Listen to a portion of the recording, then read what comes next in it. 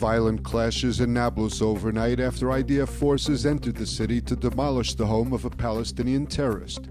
Armed militants fired at the soldiers and threw an explosive device.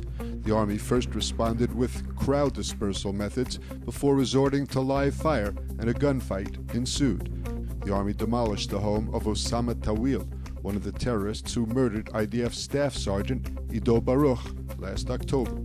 Several Palestinians were wounded, and at least one man was killed in the exchange of fire.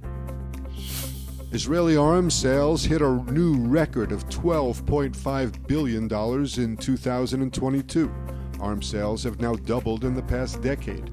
According to new Defense Ministry figures, demand for Israeli-made weapons surged due to Russia's war on Ukraine and also interest from Arab allies in the Abraham Accords.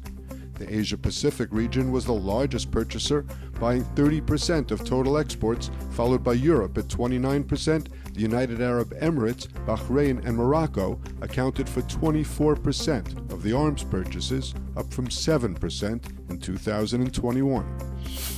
The New York Times confirmed what Israeli officials have been saying for weeks, that the Biden administration has been negotiating quietly with Iran over the regime's nuclear program.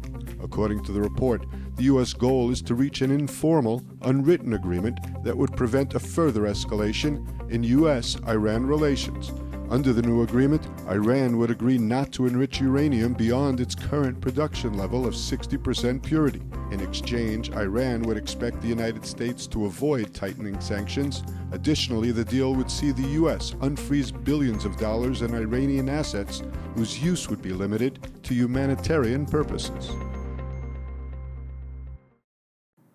So, we know the news is volatile and fast-paced, and we wanted to let you know that ILTV's new app is now available. So if you want to stay connected to the latest news from Israel, the Middle East, and the Jewish world, download our app now on all your devices. It's available in the App Store for both Android and iPhone.